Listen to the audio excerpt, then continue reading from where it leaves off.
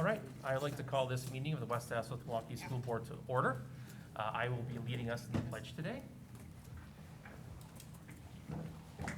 I pledge allegiance to the flag of the United States of America and to the republic for which it stands, one nation, under God, indivisible, with liberty and justice for all. Okay, Suzette, could you please call roll? Yes, I will. Mr. Sikich? Present. Ms. Deal? Present. Mr. Burns? Present.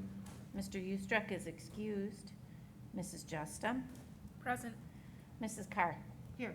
Mrs. Kaiser? Here. Mr. Keller's excused. President Lee? Here.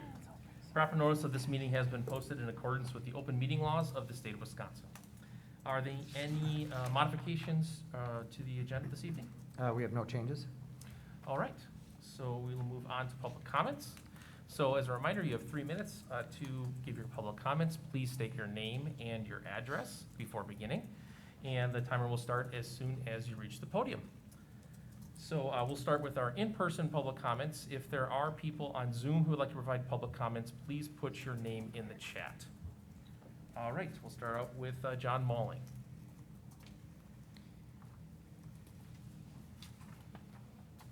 My name is John Mulling, 3850 South Pole Drive in New Berlin. First of all, I want to thank Suzette for getting my response to the open records request. It's exactly what I wanted. I want to show the board, I'm going to give you each a copy of this. I'm going to show you a copy that Suzette sent me of all the people that have received the book by Ibram Kendi. This is one side. This is the other side. 80 books are scattered all around this school district. And it's How to Be an Anti-Racist, which Ibram Kendi is critical race theory. I want to ask each of you, Justin, do you believe in following what Martin Luther King said? Mr. Malling, you cannot address individual board members. Just I the don't board want as an a whole. answer. Okay, I'll just ask you in general. Do any of you agree with what Martin Luther King preached for 50 years? That you judge a person by the character of their person, not the color of their skin. Because if you do, you cannot teach critical race theory, which is the exact opposite of what he taught. Critical race puts whites here, blacks there. Martin Luther King puts us like that. You can't teach it if you believe in Martin Luther King. If you do believe in Martin Luther King's teaching, you are morally obliged not to let critical race be taught anywhere in this school district. The next board meeting, I'm going to be reading every one of these names to the camera and hope all the people that are going to have kids in your school district are going to be listening for a teacher that's listed on there that maybe is teaching their kids, and they might want to check into critical race theory from those people. With all those names, it's totally obvious to me it goes to 14 of the 16 schools in this district. I might have a school or two missing. Those books go to 14 of 16 schools. You can look me square in the eye and tell me you're not teaching critical race theory in this school district, and I'm going to call you a liar, because that ain't what's happening. 14 of the 16. And when I looked at that one report from the schools around here, it had 9 of the 16 schools didn't even get a bronze reward for reading or math. 9 of the 16 got nothing on those two. Why don't we concentrate on reading and math instead of even thinking about critical race theory? Finally, I'd like to suggest, like the police wear a camera, I would like to have a camera in each classroom pointing to the teacher so that anybody that has a Zoom, that's a parent, can zoom into any classroom at any time and hear exactly what's being taught to their kids. I don't think that's terribly much to ask. Police do it. Why not teachers if they're teaching what they're supposed to be teaching? 10 seconds, Mr. Malling. That seemed awful fast. Finally, it's time for the board to make a motion and somebody to second this motion that we will not teach critical race theory in this school district. We need to find out who's got a backbone. We need to find out who's going to say yes and who's going to say no, and then we'll know who stays on the board and who we're going to try to remove from the board. Thank you, Mr. It's Mullen. time that you do what's morally right and not politically correct. Thank you. And I'd like to still give you the copy so you can look at how many of those books are out here. If you pass it around, please. There's a lot of them. All right, Steve Broadwell? We already got an email. That's what we got in our email. Steve Broadwell, 12965 West Ohio Court, New Berlin.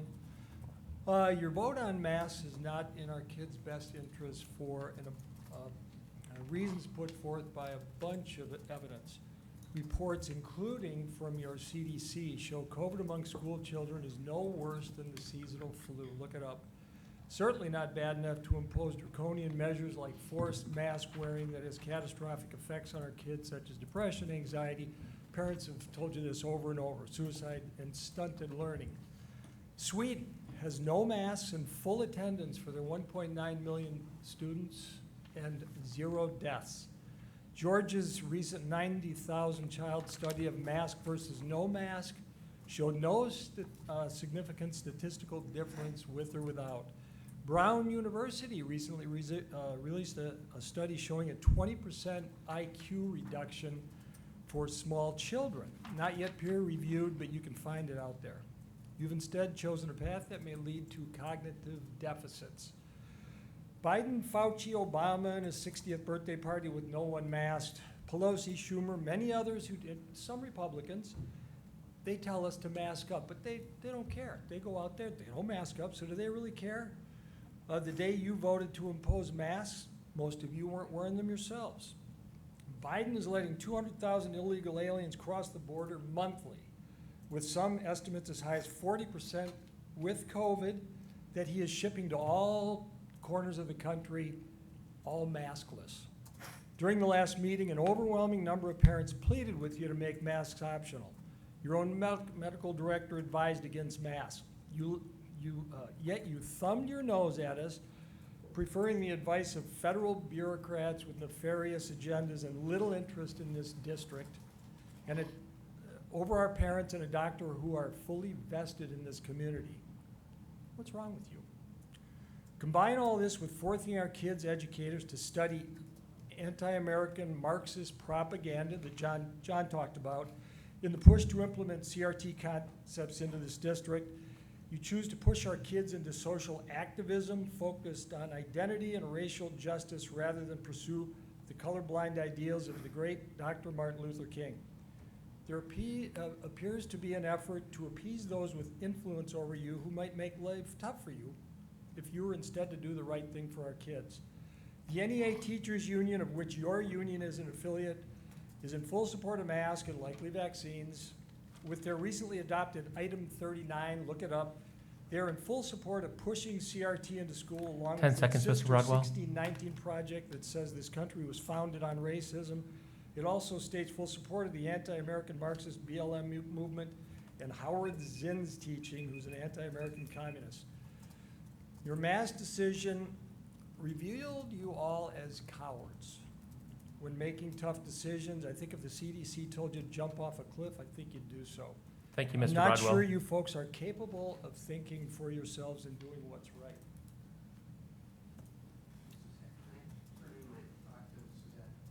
Sure.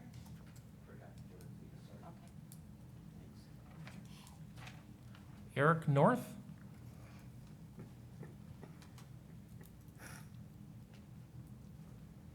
Eric North, 2001 South 71st Street in West Dallas. I can imagine that none of you on this board look forward to these public comment meetings. And I'm betting that on the morning that these meetings occur, you wake up dreading them, and your obligation to be in this room, listening to one person after another berate you, plead with you, try to convince you to listen to their voices, which are usually the majority voices. It must be tedious and hard for you to endure. And I'm sure on more than one occasion you've probably asked yourselves, is there a way we can get this to stop, that we don't have to hear them anymore? And by them I mean us. Us being the people who elected you into your seats because we trusted that you would serve our interests. Now I bet that maybe one of you raised your hand and said, I have an idea. What if we just start listening to them? Maybe take a vote, see where the popular opinion is, and forge our decisions based on that. But I think that that was probably overridden by a better idea. What if we made it so we don't have to listen to them at all? And so you added a little something to the end of tonight's agenda. Bylaw revision 0167.3, public participation at board meetings. Now this article reads, the proposed changes will require those making public comments to limit their comments to items that appear on the meeting's agenda. And it goes on to say that the board is planning to limit the total allotted time for public comment to a mere 30 minutes. This is a really clever strategy that you've come up with. This allows you to not have to listen to us voice our concerns. As your electors and taxpayers, you shouldn't have to listen to us. Rather, you only get to address what you decide to put on your agenda at any given meeting. And should any of those items ignite any kind of conflict from us, well, the longest you have to sit through it is a half an hour. And so tonight, after all of us once again leave this room or leave the Zoom meeting completely angry and disenfranchised, this board is going to draw up their plans to lock that door behind us to make sure that we never get in again. Nicely done. Very nicely done. Thank you. Chanel Carlstrand?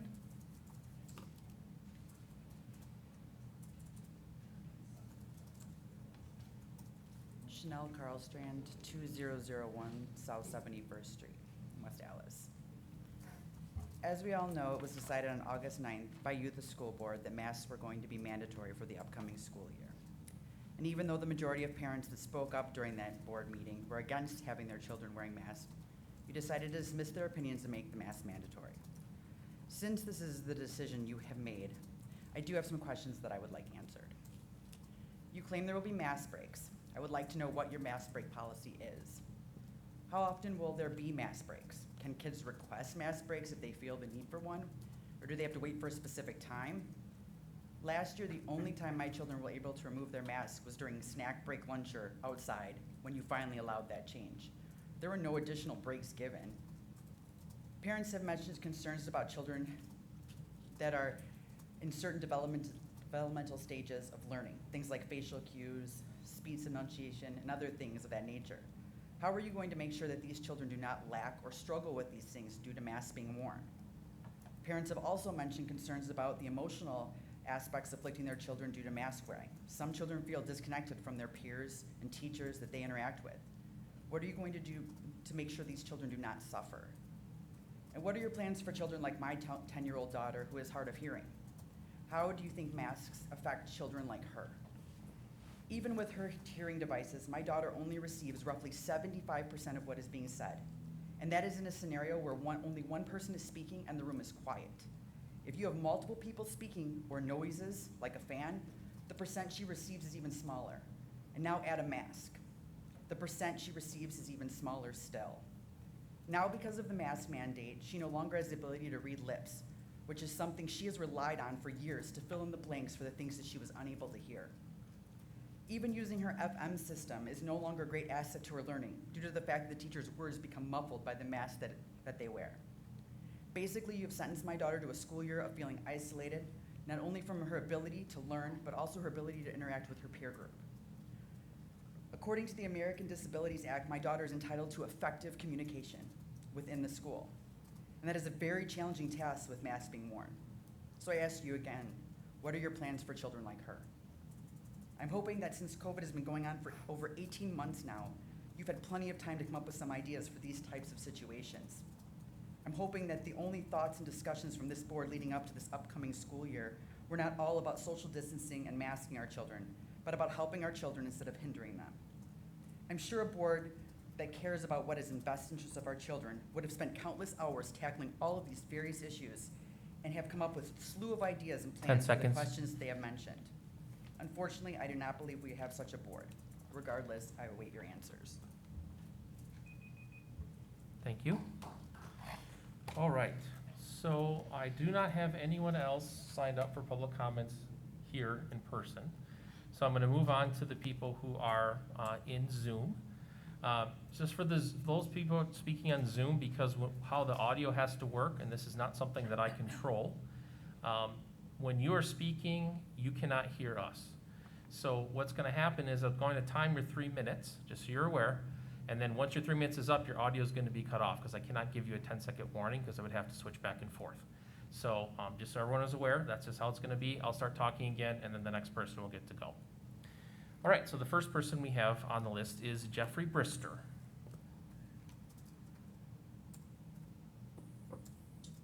Can you hear me? All right. My name is Jeffrey Brister. I live at 1105 South 114th Street. I'm married with two small children. I'm back here today because of you guys. Once again, because of you guys. I'm here to stand up for the children, to give them a voice. Making masks optional is the only correct thing to do. This should be the parents' choice, their decision, not yours. If you want to wear a mask, go for it. If you want your kids to wear a mask, make them, go for it. Don't choose to make my children wear a mask. That's my choice as a parent. I'm the parent, you are not. Making children wear masks is child abuse. Having to wear a mask, a sweat-soaked, germ-filled mask for 8+ hours is child abuse. I know many doctors feel the same way. Question for you. How are 4, 5, 6-year-old children supposed to learn and read when children are wearing masks? How are you supposed to read lips when sounding out words? You can't. When our kids are that young? This is a huge problem. Most of our teachers have a vaccine. Kids need to see their teachers smile. They need to see their other kids' faces. By masking you kids, you're damaging them. Here are a few facts because you obviously need them. 4.2 million children have tested positive for COVID. 0.0008 of them have died. Of course, it's a shame. The CDC said that 480 kids died of the flu in 2018, 2019. Did we wear masks then? No. Did you freak out? Probably not. During the flu season, I doubt you did. Did we wear masks? No, we didn't. We went to our doctor. We just dealt with it. Flu is more dangerous to COVID than it is. The flu is more dangerous than the COVID is, and that's a fact. Moving on, as far as critical race theory goes, this is a racist program. It has many names. For example, social learning. These programs are designed to divide our children based on race and color. CRT, or whatever it's called, should never be taught in our schools. If the school board votes for the full mask up and to allow CRT to be taught in our schools, then you should lose your seats on the board. Finally, we the parents, we the people will not put up with this any longer. You are now put up. All right. Thank you very much, Mr. Brister. Your 3 minutes is up. We have one other person in the list. I just want to make an announcement to anyone else who's in Zoom right now. If you do want to address the board, please put your name in the chat. But right now we have Ellen Cross. South 62nd Street. 2 weeks ago, I attended my first board meeting to listen to the discussion around the mask mandate. And I was surprised to hear conversation about critical race theory as well. And so then I read the board minutes from the last couple months, and I saw what discussion was taking place. And I feel naive that I didn't realize this was happening in my own district. And so I wanted to come today to say that I am proud to be part of a school district, part of a community that's having these conversations. I appreciate the work and the thought that's going into this, both on the administration level in the district, the school board level, and the teachers. I've talked to several teachers in the last couple of weeks who say that they're really proud of working in this district because of the conversations that are taking place around equity and social justice, and that they want these resources because they want to know how to serve these kids in this diverse district, many of whom are disadvantaged. And so I just wanted to come and voice my support. There are many parents out there who do support the social justice and equity teachings that West Dallas is engaging in, and I just wanted to make sure that I could lend that voice tonight. It seems like Dr. Martin Luther King is quoted a lot at these board meetings, and so I wanted to bring up a different quote from his 1967 book, Where Do We Go From Here?, where he says, "Whites, it must frankly be said, are not putting in a similar mass effort to re-educate themselves out of their racial ignorance. It is an aspect of their sense of superiority that the white people of America believe they have so little to learn." And I think there is a lot of truth in that. We do have a lot to learn. And the teachings that West Dallas is putting time and energy into will help all of us do that. So thank you, everyone.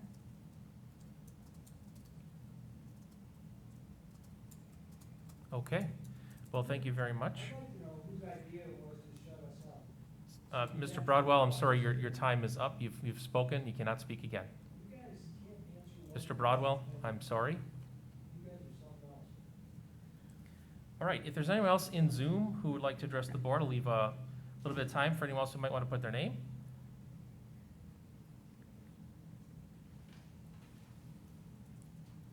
And seeing no one else, I'm going to close public comments. And we will then move on to item number 7, the superintendent's report. Dr. Luxman.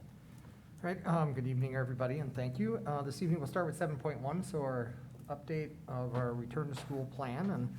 And we are heading full speed into a brand new school year and getting ready to welcome, almost 7,400 students next week.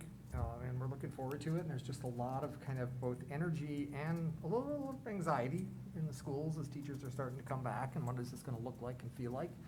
But in general, a sense of we're ready and we want to see our kids again.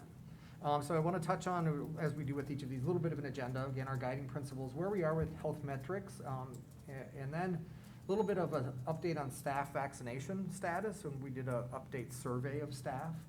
A touch on our mask wearing requirements. I'm going to talk a little bit about COVID testing in schools that's going to become available when we start the new school year, and then next steps. So again, our guiding principles, we're first and foremost focused on safety and well-being, and that is both for our students, our employees, and the communities we serve. A focus on learning that works for all students and constantly trying to find solutions for every student's set of needs.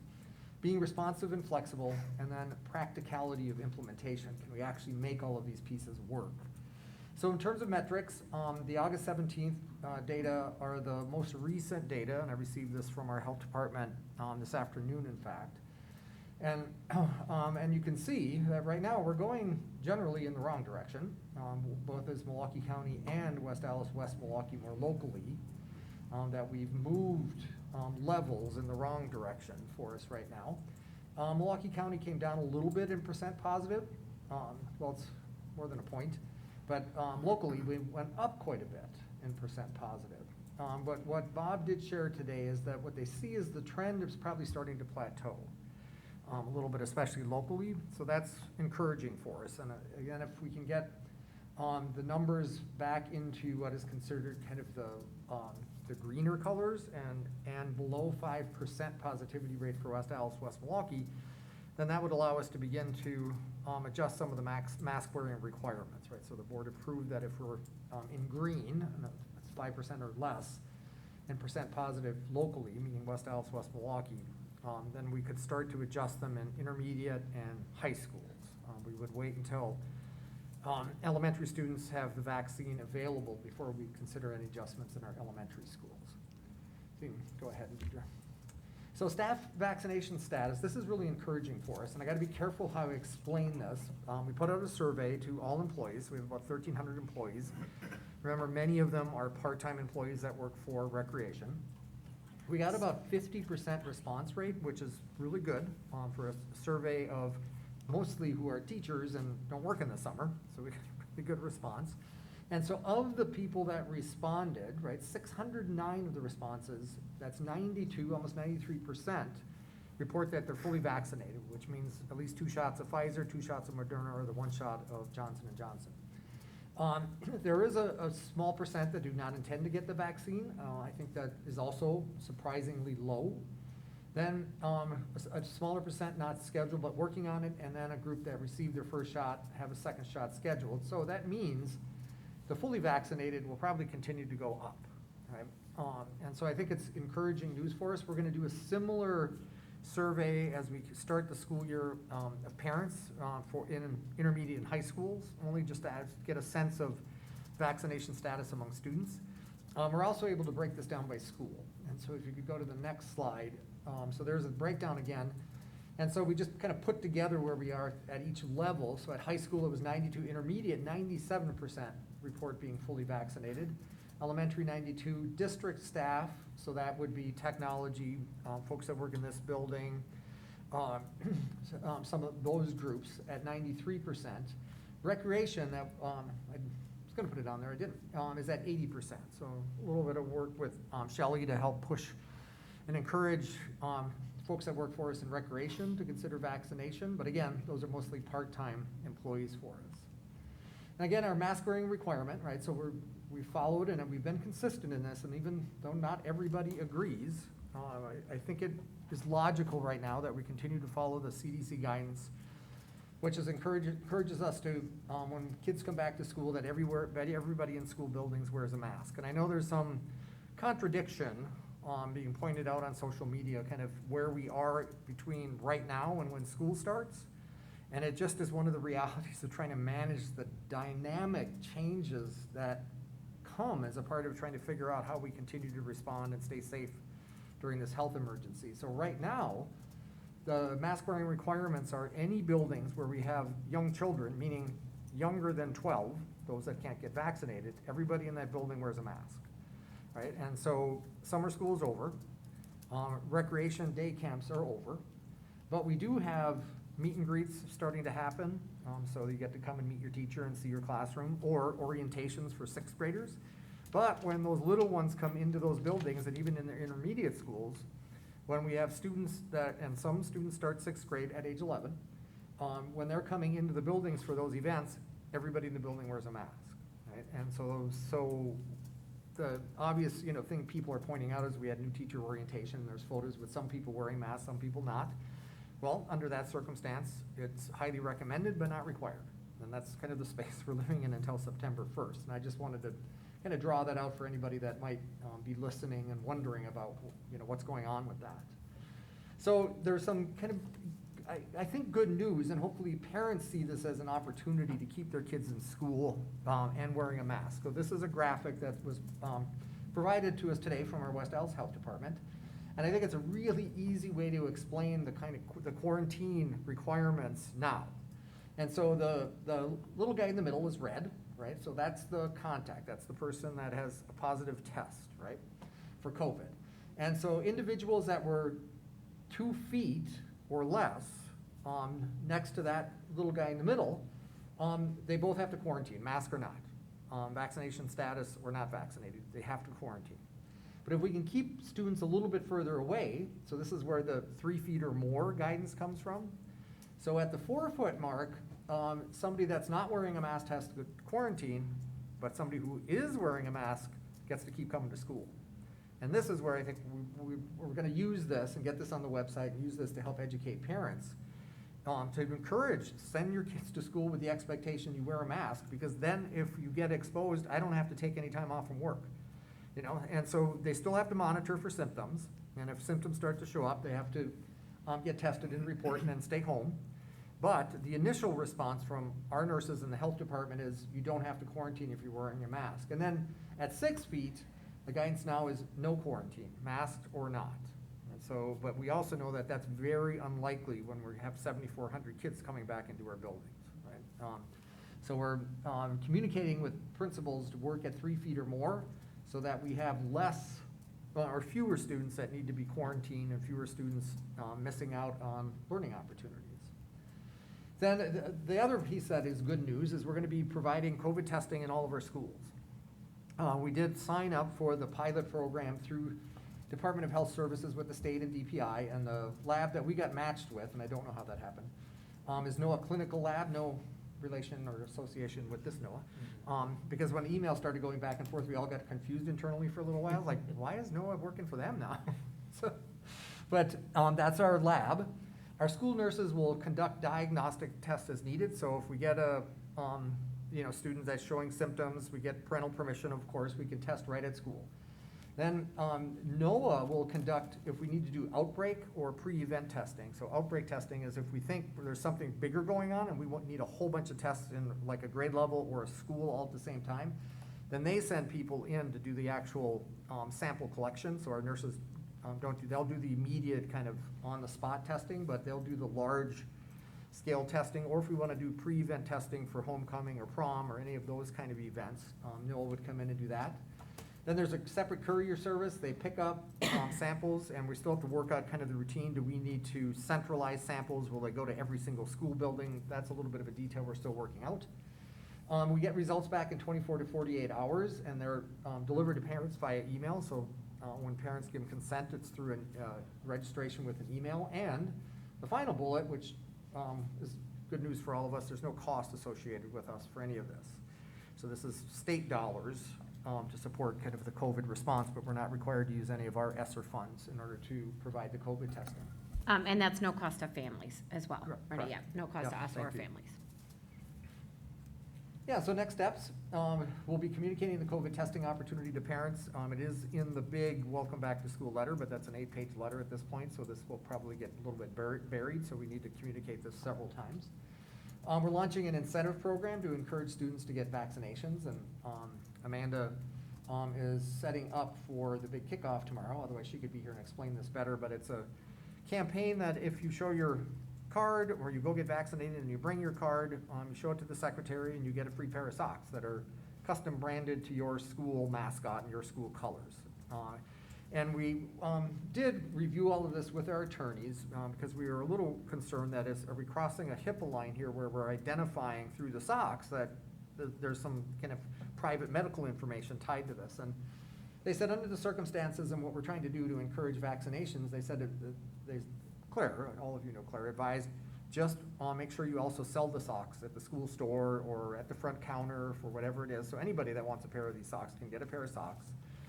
Any students that can't get vaccinated because of medical reasons and they share that with us or the school nurse, they automatically get a pair of socks, right? And so that's a way to deal with the privacy concerns. And so we're excited to get that going, especially when vaccinations become available for elementary students. We'll make another big push about, get some socks. And then, again, like I said a little earlier, we're going to monitor the health metrics, and we'll start tracking internal positivity rate, and that'll take us a little bit to catch up with that. We need a number of days of school before we start having enough data to start producing that on every given day. And that'll determine if and when we can start to adjust mask wearing requirements. So that's our return to school update. A question. Yep. So regarding the quarantine, do we, obviously not in every situation can we have 3 feet or more. So are we like identifying to make it easier if there's a contact trace or if someone is positive, so you know what rooms or what spaces kids when they're in are gonna be in which group, So as much as we can, so it's really encouraging seating charts, assigned tables in the cafeteria.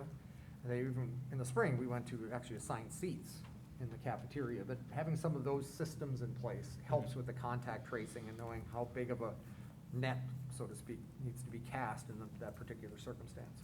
Okay, and then the nurses will be making the determination of where people fall? Yes, so right now, our school nurses will be doing the contact tracing for students.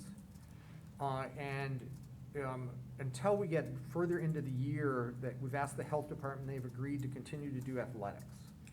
because that also involves, other districts and students from other schools. So we thought if we can kind of share the workload here a little bit. They're, again, of course, reaching their kind of maximum capacity and are understaffed, and so we're trying to balance that with the health department and our nurses. That's also important to note that's there, but if the person who was actually infected was not masked, then everyone within 6 feet would have to be quarantined. Correct. So that's an important point to point. We're trying to keep people in school by having these masking rules, and, this is a good illustration of that, and a good note to make about that. It's a difference between having, a couple people quarantined versus having 7 people quarantined. Right. And parents having to figure out how to cover childcare. Yep. Okay, I will go to 7.2, the legislative update. So, number of things here. So Department of Health Services, DPI, released COVID guidance for the coming school year, and I actually just touched on quite a bit of that.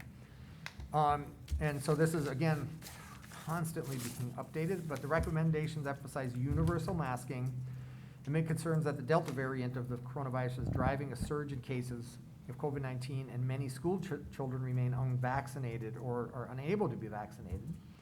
So to help facilitate a return to school in-person learning, DPI updated its COVID-19 infection control and mitigation measures for Wisconsin schools, and DHS updated guidelines for the prevention, investigation, and control of COVID-19 outbreaks in K-12 schools. And that's where that graphic originates. So both state agencies are strongly recommending school districts use these recommendations when implementing local responses to the continuing pandemic. An MU Marquette University law school poll, 72% support major increase in spending for special education. So we're excited about this. So this is the newest poll, and that's Professor Charles Franklin that does all of these interesting polls, and included an array of questions on various election-related matters and other issues. Along with the strong support for special education spending, the poll showed satisfaction with public schools overall, and also saw a big increase from February 2020. Board resolutions for Wasbee Delegate Assembly are due September 15th. So if boards want to submit resolutions to Wasbee for consideration for this year, those have to be submitted for the association. That's all very fast approaching. So before a resolution can be submitted, it must be officially voted on and approved by a school board. And they can be submitted online. So this one is interesting, few education grads pose threat to teacher workforce, right? So we've been talking about this internally quite a bit. It's the most recent focus publication, the Wisconsin Policy Forum report. The number and share of college graduates earning degrees in education is declining in southeast Wisconsin, which is a concerning trend for area schools in the regional and statewide economy. While the report focuses on southeast Wisconsin, it speaks to the broader education workforce challenges faced by district leaders statewide as well. And we, like everybody else in education, and even Heather with bus drivers, are scrambling to try to figure out how to make sure we have all the positions filled that we know we need filled to support kids. And so, we're offering signing bonuses. We're going to launch an internal kind of incentive recruiting using our own kind of teachers as a network to reach out and invite friends to apply. And if somebody is successfully applies and is selected and approved by the board, then that employee that recommended them or encouraged them to apply would get $500. So we're going to try that as another strategy. State superintendent issues a statement on ABSB 411. So Jill Underly issued the following statement, which is being discussed at the Joint Committee on Education. The public hearing was discussed on August 11th. I'm not going to read the whole thing because it goes along with the SAA opposing these. And these are bills that, if they were approved and signed into law, would prohibit the teaching of certain academic content related to sex and race. And it's not a surprise that this is being introduced. It's being introduced all over the country. But the SAA submitted testimony in opposition to this, and it requires school boards to make information about learning materials and educational activities used for public instruction available to the public. And that one's interesting to me because it is all already available to the public, right? Everything we have physically and electronically is available through records requests. And so I think it's a bit of an overreach. And my guess is it probably doesn't get far in Wisconsin, but the fact that it's introduced is something we're watching. And then I will go to 7.3, which is our board recognitions, or district recognitions for this meeting. There's just a couple. At Shared Journeys, I'd like to thank Kohl's Cares and Kohl's Corporate and the entire Shared Journey staff for working together as a team to deep clean the entire school and childcare to get ready for day one. At Dockey Project-Based Learning High School, Dockey would like to recognize Recon Relocation Furniture Store in New Berlin for their generous donation of 50 rolling office chairs. These chairs will be placed in individual student workstations at Dockey, where students build and create amazing projects to reflect their learning. And from our Recreation and Community Services Department, the Recreation and Community Services Department, I'd like to thank all of our lifeguards and water safety instructors. In a time nationwide where there is a massive shortage of lifeguards and pools have been closed for the summer, this team of dedicated staff has ensured that all swim lesson sessions have been held as scheduled with no cancellations or reductions in offerings. And then finally, 7.4, just some updates from me. So first, response to public comments from August 9th. First, the board should know that we are almost entirely caught up with all of the public records requests that have come in within the last 4 to 6 weeks. And it's been quite a bit to work through them all, but it is our responsibility to respond with responsive records. And so I think the last one probably goes in the mail tomorrow. Then during the meeting on August 9th, right, there were a number of public comments related to mask wearing requirements, and I went back through the minutes, and of those who spoke, 14 spoke in favor of masks being optional, and 6 spoke in favor of masks being required. And it maybe feels right now like the overwhelming majority want masks to be optional, but there are other voices there as well. And as always, we appreciate input and recognize that we're not all of the same opinion on mask wearing in our schools, but our work is to find a balance in the decision making that really works to honor safety first, right, of its students, employees, and our communities. Another member of the public shared that he's concerned with CRT and that we are teaching students to be activists with our equity work. So I think it's important for me to really focus on this a little bit. Taking action to improve our communities is activism. It's what we all should be doing, right? Coming to a school board meeting and speaking to the board about matters in front of them is activism. It's a good thing. So yes, we think students should learn to be active and engaged members of their communities. But that's not the same thing as teaching CRT, right? What we are teaching is what it means to be a good citizen working to improve your community, right? And if some people believe that's CRT, that's fine. It's not. CRT is a complex, difficult theory that we think as adults we should be learning about in order to support the experiences that many of our students and families have in this world. And the more we can understand that from different perspectives, the more likely we are to serve them well. But it doesn't mean we're teaching CRT to kids, right? That's our learning, and we think it's important. And so then, lastly, right, we're ready to start a new school year. So tomorrow we kick off the new school year with all of our teachers and leaders, but it's going to be in a different way due to COVID. Now, traditionally, we gather about 800 employees over at the theater at Hale, and we host a big kickoff event with presentations, a keynote speaker. There's always recognitions of outstanding teachers, and we're not doing it that way this year. We're hosting what Amanda has dubbed a watch party, and so we're going to use the Central Auditorium because we're also presenting parts of Singing in the Rain Junior, and since they perform there, they don't have to move the sets or the lights or any of those things.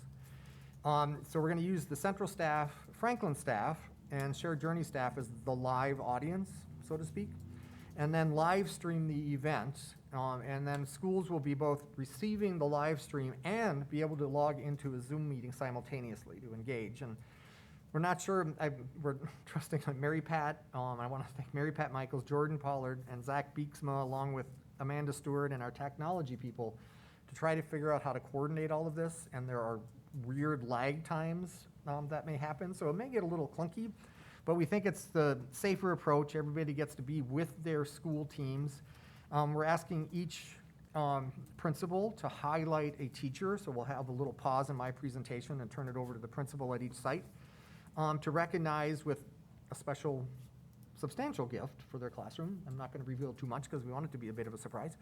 but a teacher that was mentioned the most times as contributing positively to that school's culture in the employee engagement survey. So we're using the survey tool as a way to say, oh, you were mentioned 5 times by your colleagues. We think we should recognize you for the contributions you're making. And so that'll be one thing. And then at the end, everybody's going to get a swag bag. So a water bottle with the new logo and the new lanyard and stickers and all those kinds of things. And in some of those bags, there's also going to be some special surprises that teachers can use to help equip their classrooms. So we think we'll have a little bit of fun with that tomorrow.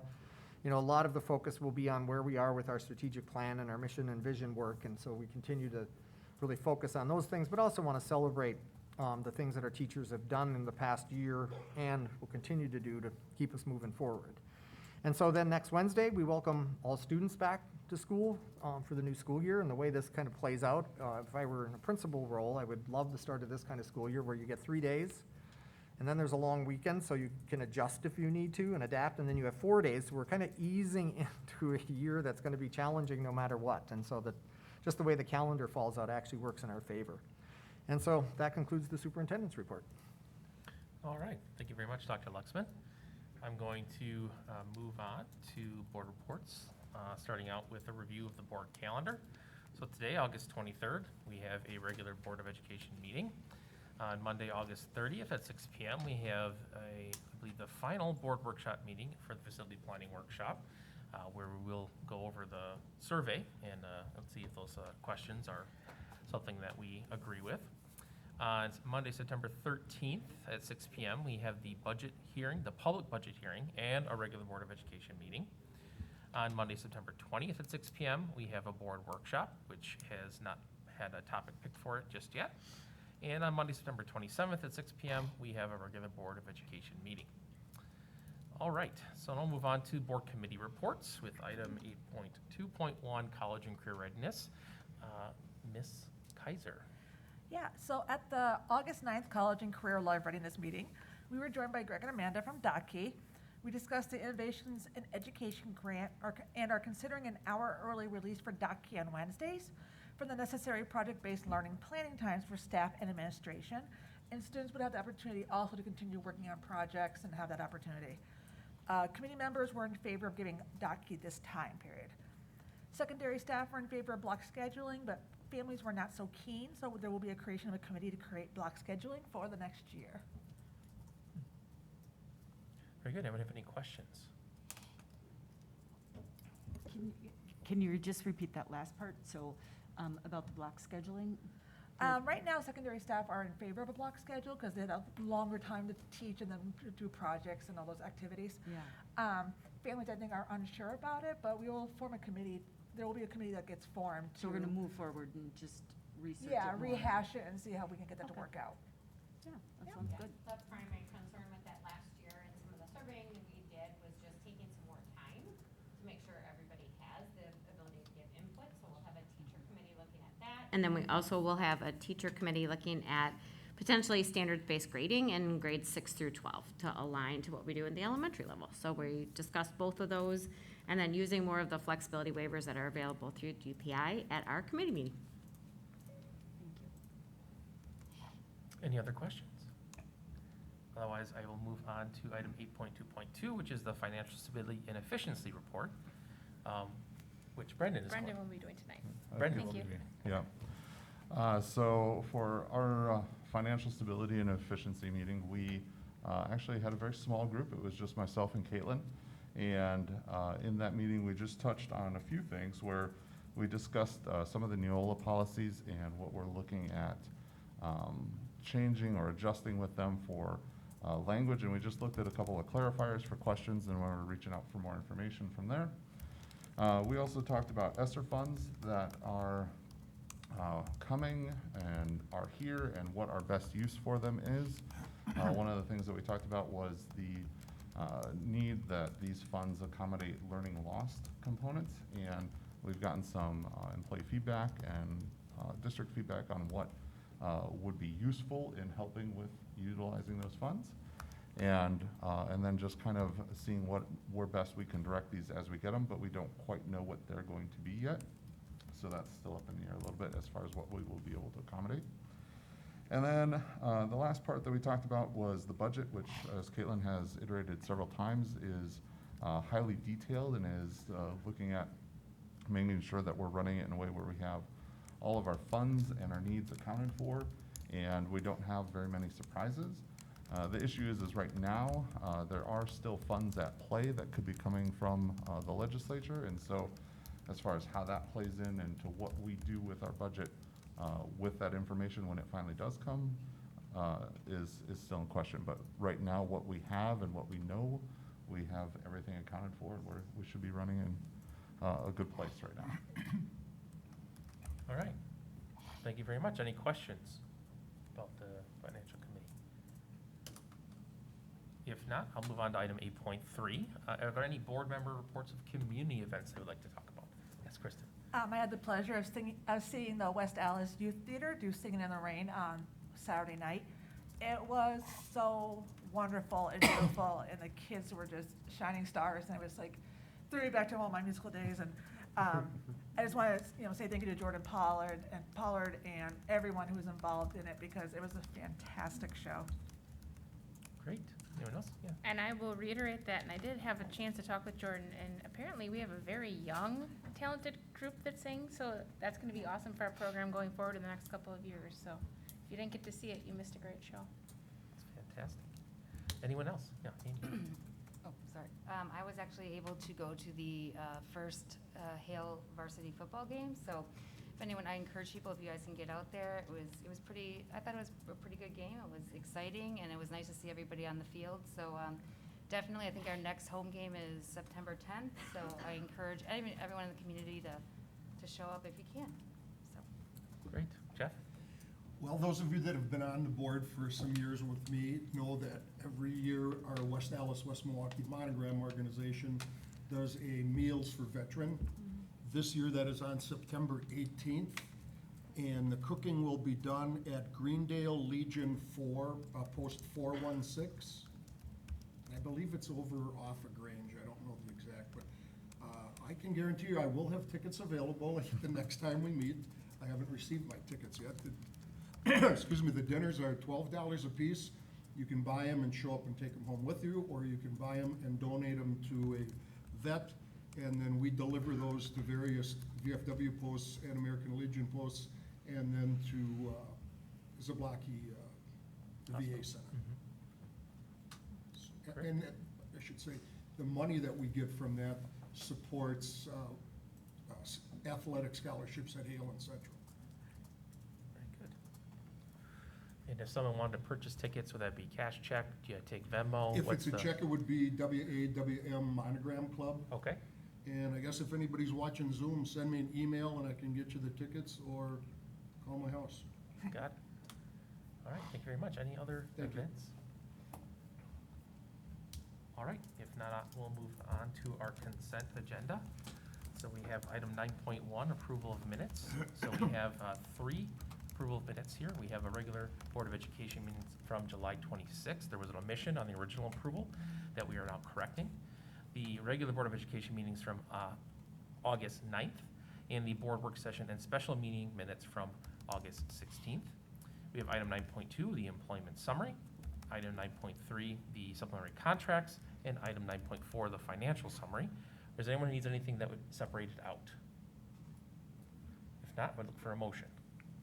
So move. Second. Moved and seconded. Any last minute discussion? If not, all those in favor? Aye. Opposed? All right, that carries. All right, then we'll move on to our action items. Item 10.1, update to the 21-22 Student Rights and Responsibilities Handbook. Ms. Raymer. Good evening, everyone. So as we knew when we passed when we adopted the Student Rights and Responsibilities Handbook at that time, we hadn't yet made our determination on our mask requirement for the year. We had some more information we were waiting for from the health department and the CDC and all of those elements. So that meant that we had to add a COVID addendum to the Student Rights and Responsibilities Handbook at some point later on. And so tonight, that is partially what you have in front of you in this action item to approve. We did review it in committee just before tonight's meeting, and there was a couple of questions that came out of that. One, we'll want to make sure that we're communicating really clearly to families, and I put this in the executive summary, that while it looks from the beginning of the document that we are looking at to go to virtual instruction, we are not. However, should that become required of us, or should that become the driving need based on continuation of circumstances, then we do need to have those provisions in place inside of our student rights and responsibilities handbook. And then there was some other concerns brought up by committee, just about making sure that we're being consistent in the enforcement of the mask requirement. Because the quicker we get to that point, hopefully we can help with some of the community metrics and then make it to a point where we don't need them quite as much as we do right now. So those were just the two things that came out of committee as we looked at the COVID addendum. The other piece that needs some approval from our board was just an oversight from the changeover from our previous policies to the Neola policies. We get requests sometimes from outside parties for directory data. And directory data gets defined by what we share out to the community as far as students or staff or different people within our community. When Marty was doing the employee handbook, they realized that there was directory data had changed what we are allowed to share with the broader community when we do get those requests between our previous policies when we moved to Neola, and we did not catch that when Beth made the transition between the policies into the new student rights and responsibilities handbook. So there's a correction to that, which actually shares less information, which is a good thing. And then there's also the adoption of the COVID addendum. All right, any questions? I would look for a motion. Motion to approve. Second. Moved and seconded. Any last minute discussion? All right, all those in favor? Aye. Opposed? Nay. Okay, so now I would look for a motion to adjourn. Move to adjourn. Second. Moved and seconded. All those in favor? Aye. Aye. Opposed? All right, now I would need a motion to reconvene as a committee of the whole. Motion to reconvene as a committee of the whole. Second. All right, all those in favor? We're going to do roll call for that one? Okay.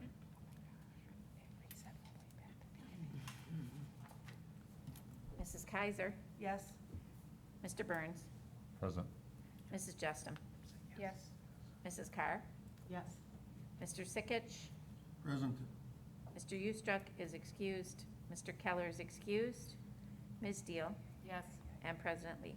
Yes.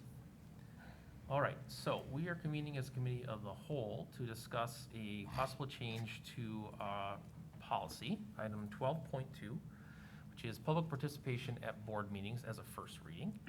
So Dr. Luxman, you want to give the background on that? Sure. And so this is something that's been being worked on in the background for, I don't know, a couple of months now. And it really is something that would align our processes of welcoming public comments at board meetings with other public entities, other school districts in the areas, also municipalities. And so what we've been doing is a little bit uncommon, meaning allow people to talk on anything at any meeting for as long as public comments go, right? We've always had the 3-minute limit. The 30-minute limit has been in policy here prior to even my joining, so it goes back at least 7 years. The board has not enforced it, right? So that's not a change. The change here is really to ask members of the public to really focus their comments on items that are before the board at that meeting.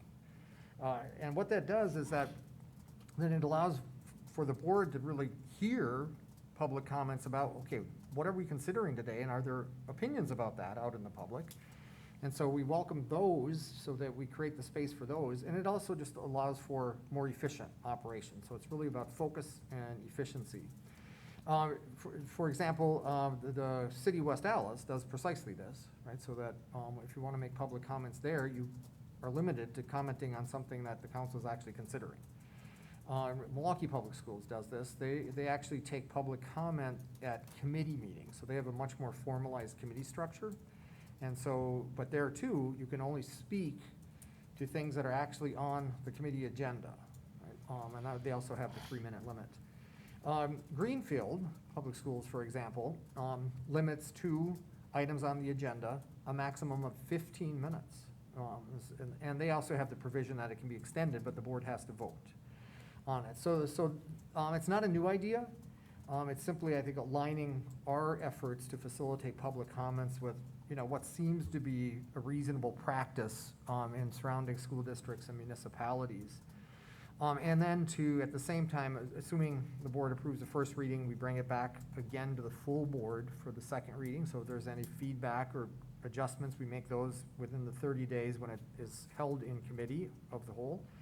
Then we bring it back for full board consideration. At that time, we'd be recommending that the board starts to implement the 30-minute limit. And then we'll get a little advice from Claire or Dan Vliet if we need then a standing kind of possible action item that would allow the board, so we notice it at every meeting, allowing the board to extend public comments beyond 30 minutes. So then you have the opportunity to make a motion and vote on that and keep public comments going if you wanted to. So Noah, I don't know if you want to add more there from the... I think you covered most of it. I think it's just to focus the public comments that we're getting so that when we're listening to them, they can be applied directly to something that we're going to be deciding that evening, and to make it more efficient. The 30-minute process has been there. We just haven't been using it. This would basically allow us to vote to continue it if we had more people who wanted to comment beyond the 30 minutes, but it would be for only an additional 30 minutes more. So we're looking at a maximum of 1 hour total if the board was in agreement to do that for public comments. But other than that, it's just really trying to get in line with what other entities around us are doing, and to hopefully streamline the process that we're working on as far as getting the public comments, which public comments, as you all know, but just for the public knows, is not a requirement. It's something that we want to hear from the public about things that we're going to be deciding on, so that we can take that feedback into account when we're making those sorts of decisions. But it's something that is not in any way, shape, or form meant to try and limit people being able to come to talk to us. And the other thing to note is that people, and they do right now, but they can email us at any time to the entire board with any comments or questions or concerns that they might have.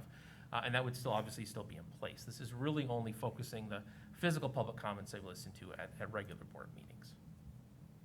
But I want to open up for questions and comments for the rest of the board. Kristen.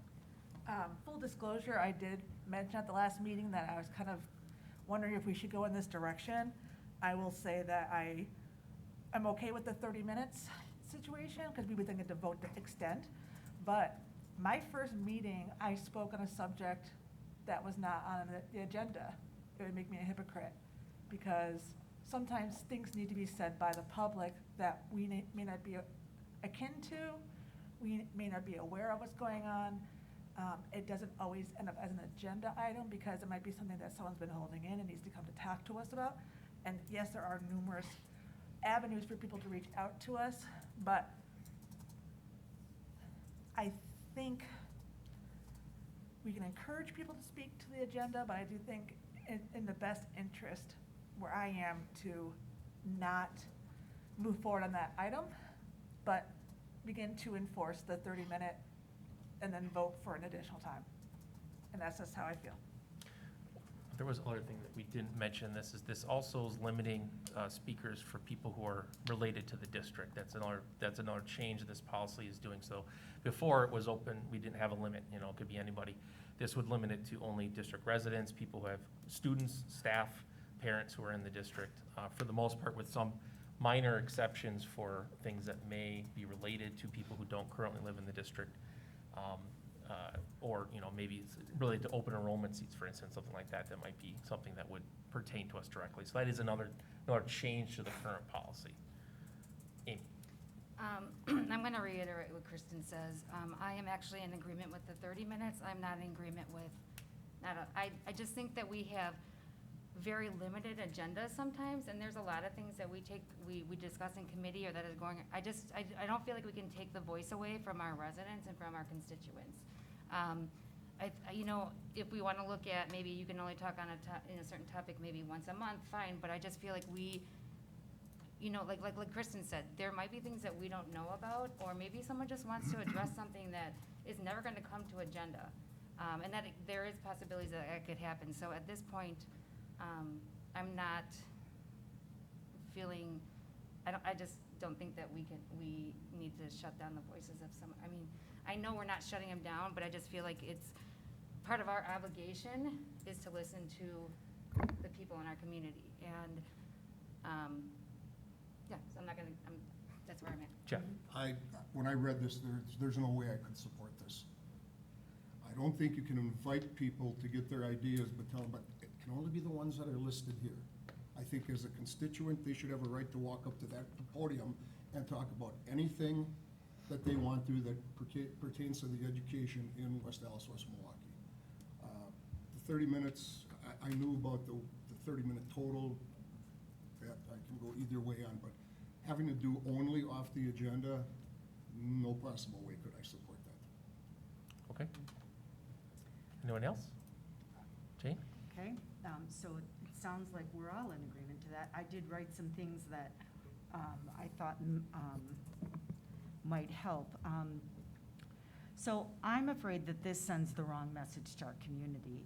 We're not living our strategic plan to include and hear all families if we do this. And so then I was thinking, well, you know, what about a specific, you know, let's just take a specific topic. So what if a high school parent wanted to speak about block scheduling because he or she knows it's something that we're looking into, and they couldn't come to the meeting that night? Again, I think that anybody that is getting up and speaking publicly is a hard thing to do, and to take your time and to come before us to let us know how they're feeling, I think that that's important to give them that opportunity, even if it isn't on the agenda that day. They might have some really good points. Sometimes when parents come in and they talk about things that are on the agenda or aren't on the agenda, it helps us with misconceptions. It helps us understand what the public is perceiving and how they're feeling. And it gives us that pulse rate. And I think that we would be missing out on that if you could only talk about the things on the agenda. I think that we would be moving from partnering to dictating what they can say or speak about, and I don't agree with that. Go ahead. I was just gonna say, I'm in agreement. The 30-minute thing, I think we should probably start enforcing that, and then voting after the 30 minutes, because it can get our meetings to go very long. But as for the topic thing, I actually absolutely agree with it. Before I was on the board and I spoke, I never once spoke about anything that was on the agenda. I talked about things that were happening within our schools or issues or concerns I had. So again, like Kristen said, I would be a hypocrite if I voted to say, yeah, let's limit the topic now, because that's not what I did. So. Yeah, I just forgot to mention my last statement. And yeah, you had mentioned, yeah, they can give us a phone call or they can email us.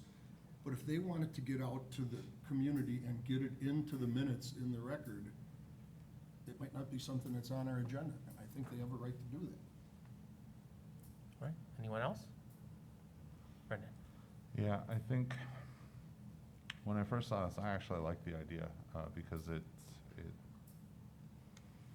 it's a way that we can get feedback directly for what we're speaking on. And I think that sometimes with the comments that we have, they take so many different forms that we don't necessarily hear the things that we need to hear about the topics that we're discussing or that are important for that night.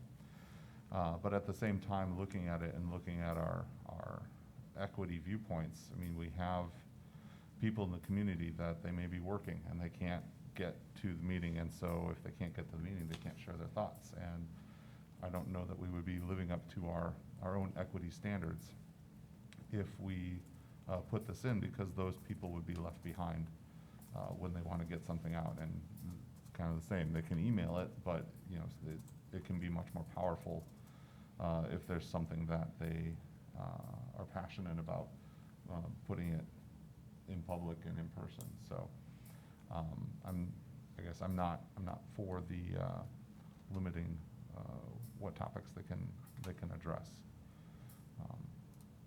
Yeah.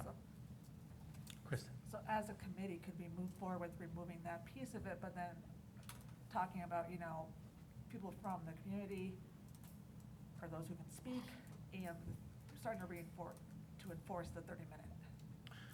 Or is this something we have to sit on for 30 days and then we can get So the modified? first reading, so we would modify it in that 30-day period? Right, I think the option here is to, approve the first reading with some of these modifications. So we take out some of the new language. So we want to get a little specific on that to make sure we're pulling the right things out. I think you're talking about F and H at this point.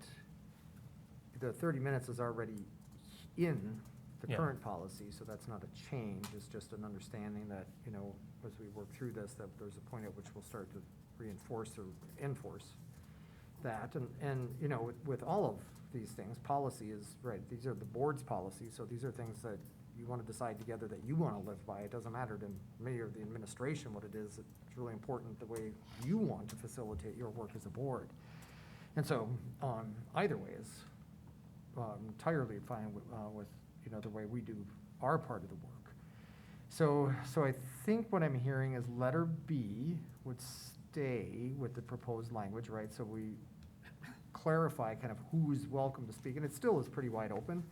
And, we worked through this again with Claire, and she even said, in general, you should add just taxpayers, because it's possible you have business owners that are paying taxes here that don't live here, right? And we don't want them to preclude them from speaking ever. But it really comes down to, I think, letters F and H, that, a motion to strike those and approve the first reading, I think probably gets us there. Yeah, so H, we didn't discuss this one, but this one is stating that someone couldn't speak more than once on any given topic. So that's different than not on an agenda item, but it's. I like that because if you have that in there, that leads to debate. And our public comments is not a debate. Right, so that, Can you explain that one to me? Yeah. So Is there's that two- in one there's- meeting or ever? so there's two things there. So one is Okay. saying you can't speak more than once per meeting, which is under our current policy.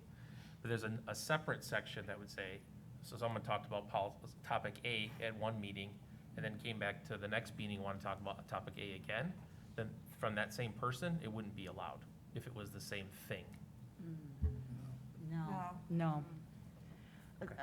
Again, this is, our constituents have a right to come back as often as they like and say how they're feeling, whether it be controversial or not.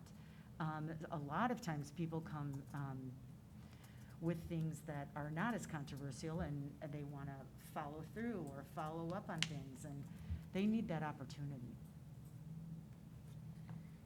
The other thing too is, when you're going into limiting time, if there's a lot of people speaking on something, if the same people are coming every single meeting, then that takes time away from other people who maybe only were able to come to one. So that's the other aspect of that thing, is trying to, do I then say, well, you spoke first last time, so now you speak last, to make sure everyone else who spoke, didn't get a chance to speak, so that's the sort of thing we have to try to manage.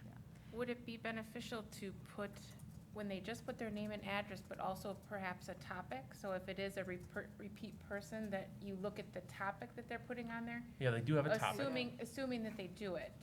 Yeah, and they do have a topic, and everyone who spoke tonight did fill out a The topic topic. form? Okay. We could just request that, and I guess if they don't fill it out, we could, see. Move them to the end or something? Yeah, because obviously, I can call them whatever order that, I want to, as far as that goes. But the point is, if we do have a time limit, we don't want people to get pushed out because we have someone, the same 6 people coming every single meeting and speaking, and then that time limit's eaten up, and now we have, a busy agenda, and we don't vote to extend it. And what you're saying is if they happen to show up first, their name's on the list first, so they would go. Yeah. I get that a little bit. Can I ask just a clarifying question about the times? So I'm picturing we do 30 minutes, and then it said something in there that we could vote to go an extra 30. So let's just play that out. How would we ever not vote to go the extra 30? I mean, that feels to me if somebody's up there waiting and they are waiting for us to say, how would we make that decision? Sometimes yes, sometimes no. No, it's We're based not in on, the mood tonight. I mean, you know what I mean? Like, I feel like we can't just decide in the moment, are we gonna go an extra 30 tonight? Because we would have to base that on what? well, it'd be the majority of the board, just like anything else. Right, So but it'd be like, why I'd be would like, we- it's 30 minutes is up, you know, I would need a motion and a second Right. to vote to extend it. And then Right. we'd have to have a motion and second, and then it would be a majority based on that. And that could be based on a number of things, you know, how long the agenda is that night. If we have Okay, other people okay. waiting, you know, to speak after Yeah. this, after the public comment section, you know, it could depend on a lot of different things about Sure. what we want to do. I'm just worried with that, you know, so- like, if we would do that, Noah, like, people, you know, if somebody came to talk and they didn't get an opportunity, and then we voted, no, we're not gonna continue the extra 30 minutes in this particular meeting, now they've come all the way out here, they didn't get to speak, and, you know, I could totally see them feeling, you know, wow, last week you let everybody, last week you voted to extend the time. I feel like that's really convoluted. So I don't feel comfortable with having that option. We could just limit to 30 minutes and that's it. You know, really, to extend it, then how do you really decide when you extend it? It's up to each person. I mean, it depends on the topic. I mean, I know at the last meeting, we heard from numerous families. I wrote down the name of every single person who spoke and what they spoke about. And there's a lot of the same or, you know, whatever, but you have to give people a chance. I mean, I went to a common council meeting where they had to vote on extending the comments. And I'm very grateful they did, because those of us who were there for a certain reason were able to get our voices heard. And it's a process. And I mean, the same goes in Congress. People have to request additional time for discussion and such. And I guess that's what I'm saying. I guess what I'm saying is that we're always going to give them the additional time. They deserve it. So we're not really saying 30 minutes. We're saying an hour when you do that, because I don't know how you could possibly vote to cut it off when But- people need to be heard. But what if it's a topic that has nothing to do with what we're doing? And people are just trying to, you know, filibuster. It's been done. So I'm just saying, that's when we say as a whole, which is where we get our vote, we can say, I don't agree with continuing this conversation because it's just not relevant. Okay. But if it is those hard things where we're talking about masking or, you know, God forbid we have to go back to quarantine or anything like that, Sure. then, you know, those are reasonable things. But if people want to come, 20 people want to show up and talk about dinosaurs for an hour, we can say that's just not what we're doing. And so I think it's completely relevant to give that hour portion, you know? Okay. Up to That them. makes sense, Kristen, to me. That does. That makes sense. So we would use our best judgment if it was in Yeah. the, you know, in. And again, this is not a change from our current policy. This is what our current policy is. But This is adding just- the additional 30 minutes by vote is, or no? No, before, it isn't. yeah, It's always been before it that. was But we always, just never really, yeah, we were not adhering to our own enforced it. policy.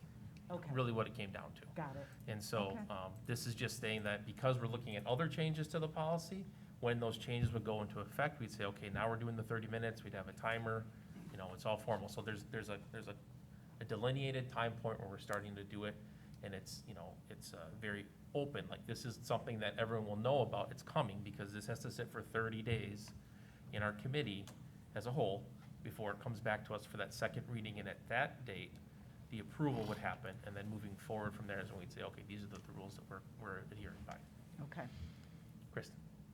If people are okay, I would like to strike F and H from the policy, from the bylaw. Okay, so looking at removing F and H, so we would just shift I up to, Right. I and G up to F and G.